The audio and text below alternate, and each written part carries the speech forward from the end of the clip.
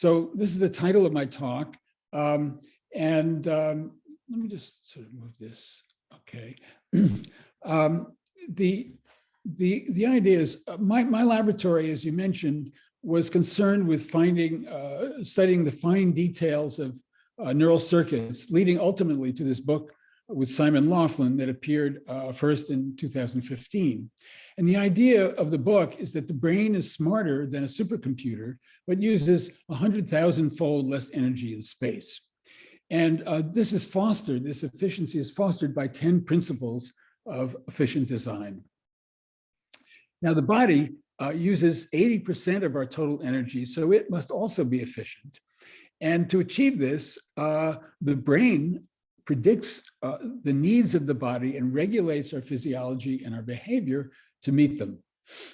Now, Joseph Iyer and I called this allostasis, stability through change. And recently, I've updated the story in Trends in Neurosciences with Jay Shulkin. Now, my new book, What is Health, asks, what does our species require for a healthy life? And can we achieve this with drugs? It also asks, why did our species, Homo sapiens, invest in art? Now, I'm well qualified by my biosketch and all the papers I've published on neuroscience to discuss neural circuits, but art and evolution maybe less so. And yet, what qualifies me here is that I have been a social activist, and there's been an interplay between my lab studies and my social activism. And so the book and this talk reflect how I've lived. So this was my first scientific report in May 1961 at Cornell University. I was an undergraduate. And upon submitting this report, I left Ithaca, New York, where Cornell is, for Mississippi to join the Freedom Rides. Now, many of you may not know that this was a mass movement, including many students, Black and white students, who took buses and trains to Jackson, Mississippi, to fill the jails to end racial segregation in public transportation and public facilities. So this clip that I'm going to show you surfaced a few years ago. We're 10 minutes, I'm on the train with some white and other Black students from we're going to Jackson, Mississippi, and the speaker in this interview is me. How about you? Can you give me any of your feelings on why you want to take part in this? Well, I want to help establish the right of all Americans to eat together and to travel together. Why do you think it's your responsibility? I think it's every American's responsibility. I only think that some are more conscious of their responsibilities than others. So 30 minutes later, we were in jail and processed. And my concern after this for social justice persisted. So the next it is the mid-1960s in Cleveland, Ohio, which was an industrial city, which is extremely segregated and Black and white. And now I'm a graduate student studying motor pathways under Henricus Kuipers from the cerebral cortex. And the motor pathways get down to the spinal cord by this corticospinal tract. And that's what I was studying. But at the same time, I was slipping away from my microscope to canvas door to door in Central, which was the poorest Black ghetto. And the people answering my knock were often partially paralyzed. They were limping, their face, one side of the face would sag, their speech was slurred. And when I went back to the lab, I learned the immediate cause was destruction of these very pathways, these corticospinal, cortico-brainstem pathways, by stroke caused by chronic hypertension. Now, my grandfather, it turned out, had lived in Central when it was a Jewish ghetto, 40 years previously, 50 years previously. And I recalled that my grandfather also had suffered hypertension and an early stroke.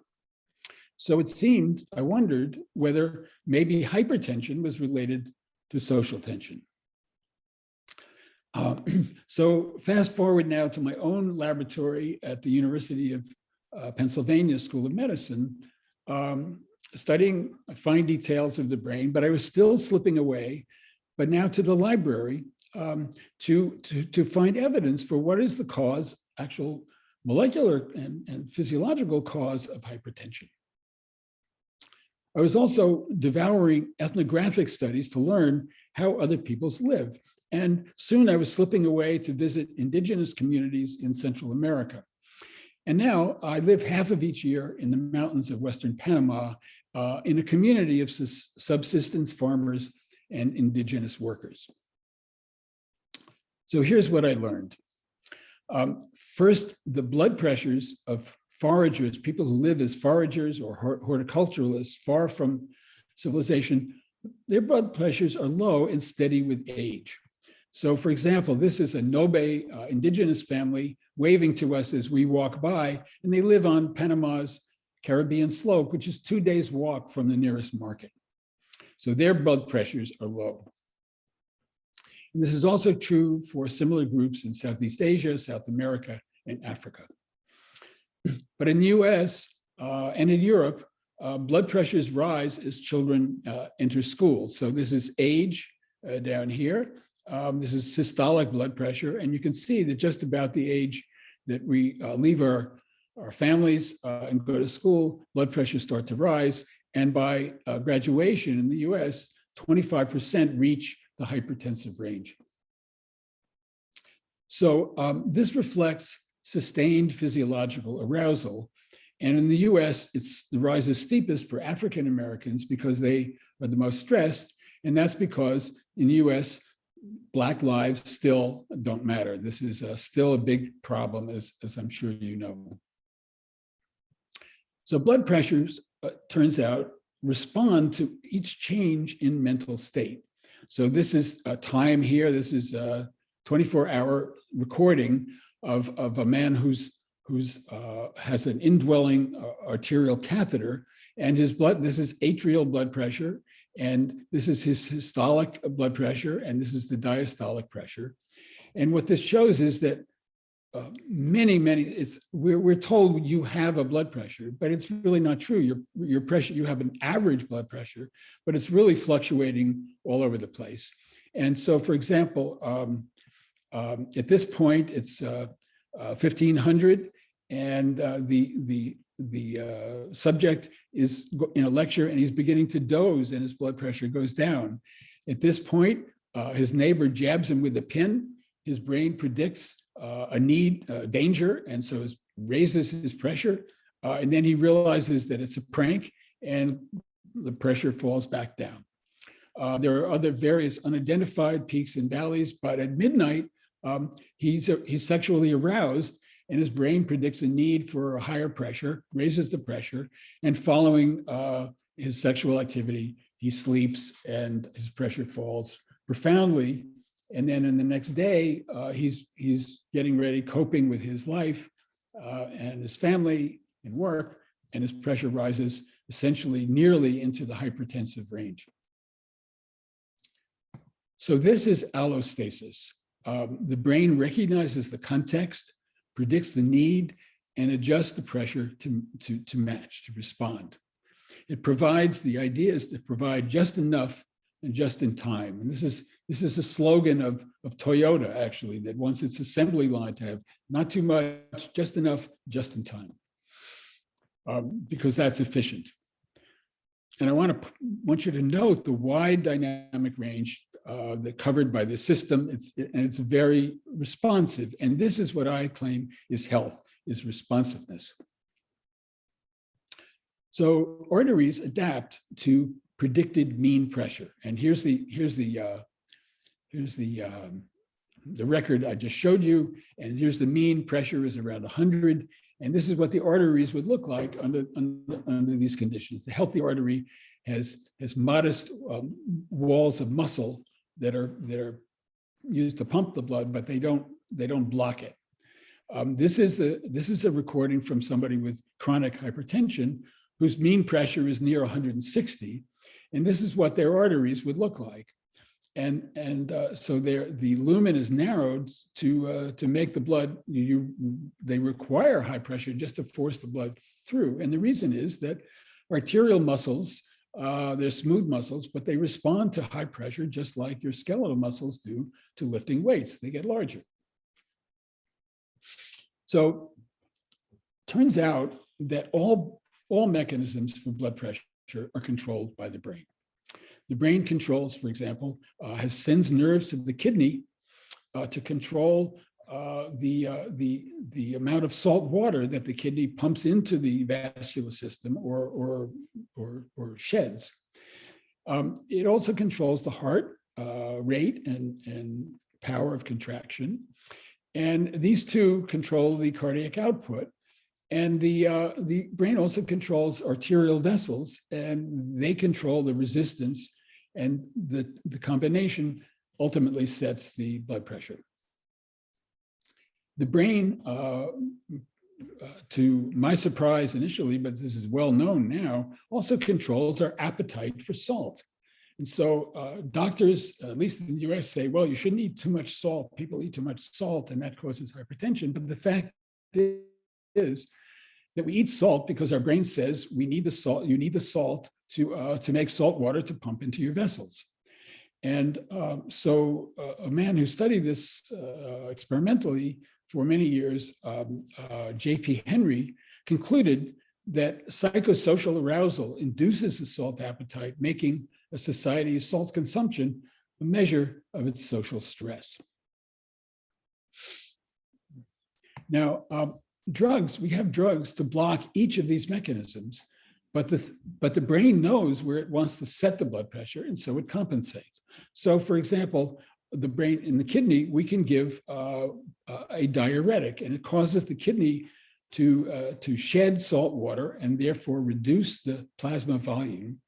But the heart increases its rate. The brain tells the heart to increase its rate. And we can block that with what's called a beta blocker. But then the brain tells the arterial vessels to increase their resistance. And we can block that too. And then eventually, there are other mechanisms that can also be blocked. But eventually, the pressure can be controlled, but the system now cannot respond to new predictions.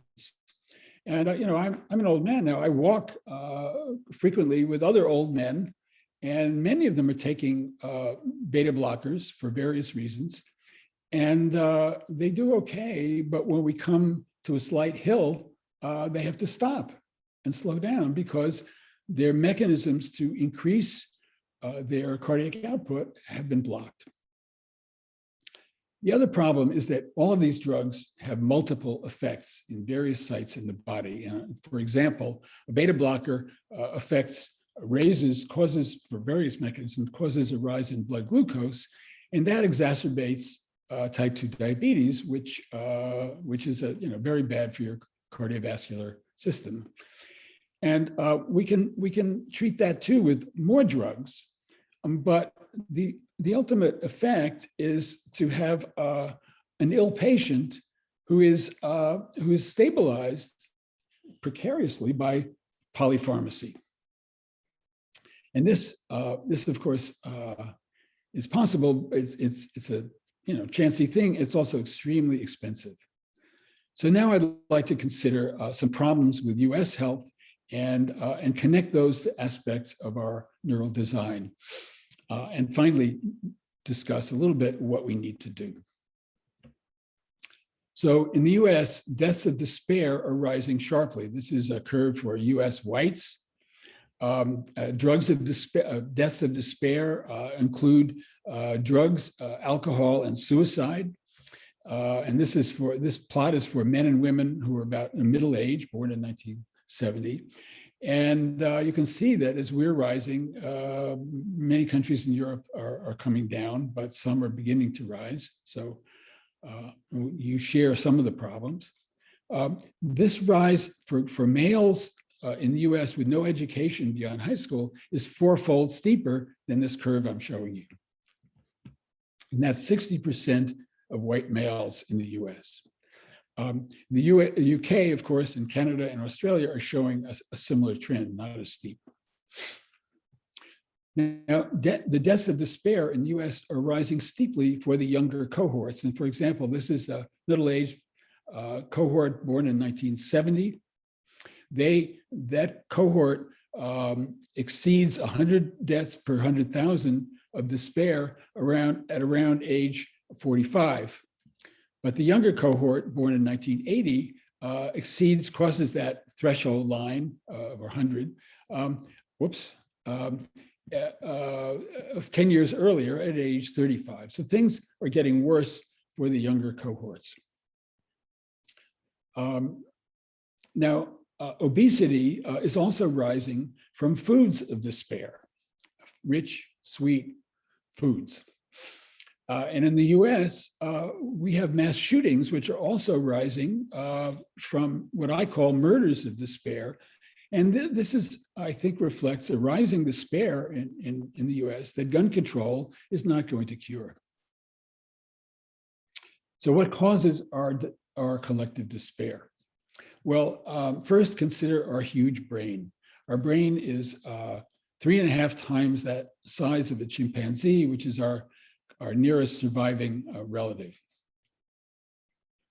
Our brain grows slowly in childhood, and particularly in our early years, it uses 60% of the total energy of the whole body, and that retards our physical growth until adolescence.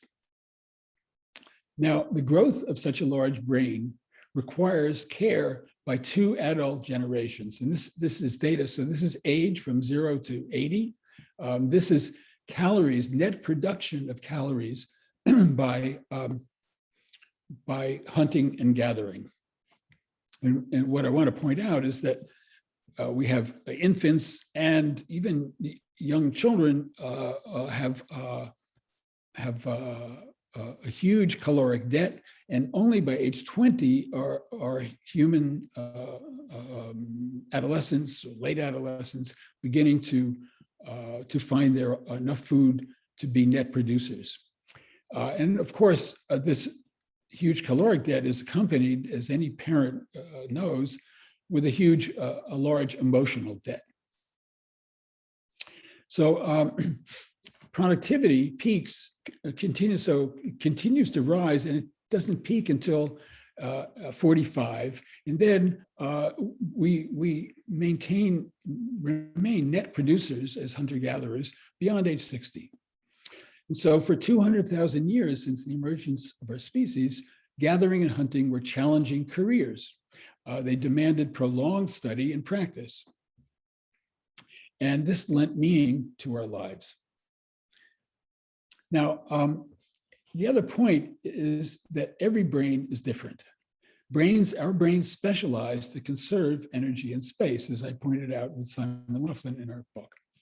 And so this is a view of the left hemisphere showing cortical areas. We have about 200 specialized cortical circuits. And once we reach this limit of the number of specialized circuits, we couldn't individually become any smarter or skilled. So we specialized across brains. And we give, our species gives a unique set of circuits for each brain. And of course, this confers us with a unique set of innate abilities. Now, we practice our innate abilities, sports, music, art, literature, because that's most rewarding. And that produces eventually a community of experts, a hunter, a healer, a navigator, a musician, and so on. And communal intelligence will, of course, outcompete a design where all brains are the same. Now, this makes us awesome as a species, but there are costs, and one of them is mental distress. Another is interpersonal conflict, all the things that you guys deal with probably every day. Now, but to benefit from our communal intelligence, we must find ways to cohere. And this is achieved by sacred practice, various sacred practices, what words alone cannot express.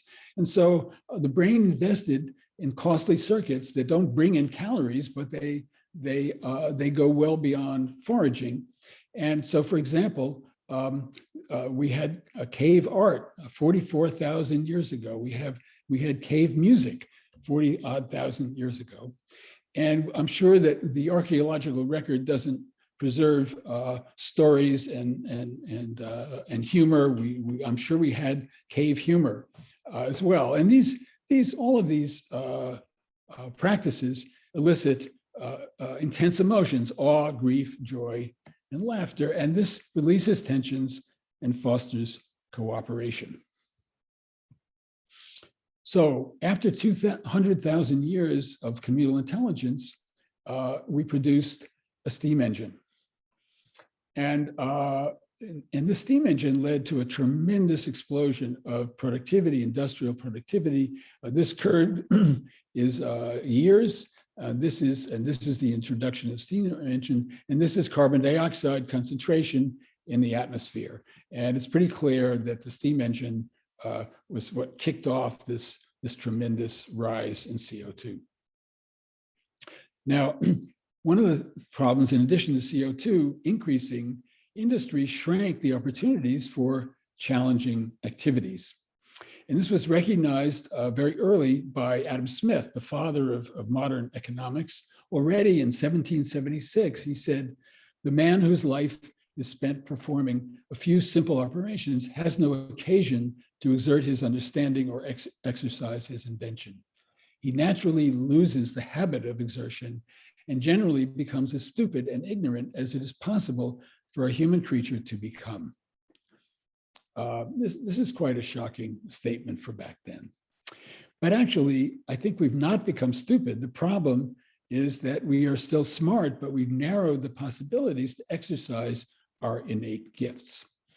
We evolved to explore the planet, and we did. But now multitudes of us punch a ticket or scan a barcode. And jobs learned in minutes or days just present insufficient challenge for our large brains. And so this mismatch between our abilities and our opportunities to exercise them causes despair. So what links despair to compulsive consumption? We inherited a circuit that drives seeking. And this circuit rewards every unpredicted find, positive find, with a pulse of dopamine. And so here is, for example, a recording from a single nerve cell in a monkey where there's a dopamine signal. These are dopamine neurons. And when the unpredicted reward occurs, there's a pulse of dopamine from this single neuron. And from a pulse of dopamine, we experience a pulse of satisfaction, which allows us to pause in our seeking briefly. And as the pulse dissipates, our seeking resumes to serve the next need. And so foragers find food unpredictably, a root, a rabbit, something good, and they get a pulse of dopamine. They also find comfort unpredictably, a dry cave, a warm fire, and they get a pulse. So they have frequent pulses of dopamine, whereas we find food and comfort predictably, without effort, without surprise. And this is very convenient, but the problem is that predicted rewards provide less dopamine. So here is the same neuron when the reward is predicted, and you can see that it just doesn't increase its firing very much. So lacking these frequent pulses, we grow restless and we seek surprise. So when food is predicted, the only surprise that you can get from food is more or richer. And so surges of sugar and fat cause surges of dopamine. But if the surprise is more, the next surprise must be even more. And in the US, we go from a Mac to a Big Mac to a Whopper. I hope you maybe recognize those, those advertising terms. And the brain adapts to each of these surges by reducing its sensitivity. That's what all circuits in the brain and the body do. When there's a rise in the average level, sensitivity is reduced. So it's the same story for drugs. Alcohol, nicotine, cocaine, amphetamines, and opioids, all of the drugs that you guys deal with, evoke great surges of dopamine. That's why we seek them, but we soon adapt. And so I would like to say, in my view, drug addiction is not a substance use disorder. It is not any sort of a disorder. It is a natural effort to escape despair. And the problem is that we keep requiring more because we adapt. So the question is what to do. We now treat a despairing population for obesity, type 2 diabetes, hypertension, cardiovascular disease, and addiction. We treat them, or many people do. I think you guys may be ahead of the game at a molecular level with a whole panoply of drugs. But polypharmacy is not a plausible route to health, and it's very expensive. And so the first point is that health requires social inclusion. Everyone must feel that their lives actually matter. Reducing inequality reduces stress and despair, and thus improves health. So the second is health requires practicing our gifts across the lifespan. Automation now is progressively reducing job quality, but what we need now are not more jobs, but instead more challenging activities. Third, health requires expanding sacred practice to relieve the tensions caused by our innate mutual strangeness. Everybody's different, and so that causes problems. So now we click for products of sacred practice: Spotify, Netflix, ESPN, Pornhub, all these automatic sources of entertainment and stimulation. But vicarious experience cannot substitute for actual participation. So, conclusions. One, health is responsiveness, it's adaptation to continual change. It involves predicting future needs, and this minimizes the errors, and therefore it's efficient. Allostasis includes all of the processes that support this predictive change. So, for example, even in the earliest organisms, cyanobacteria had a molecular clock that tells it when to make new DNA, which is at night when the ultraviolet from the sun is at a minimum. It would damage the DNA. The worm brain, the first bilateral organism, predicts the needs of each organ, and then it learns to find the resources. It has a memory, and it learns to improve its behavior. So these molecular and neural circuits were optimized 500 million years ago, 500 million years ago. But now we try to tweak them with these drugs to fix the problems of the last 200 years. And the problem is that drugs that block these very complex, rich, ancient signaling pathways reduce responsiveness.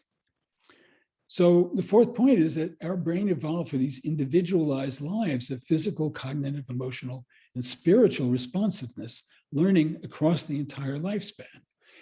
And I think it's our responsibility to live such lives and to help others live them. So thank you. Now I'd be glad to hear comments and questions.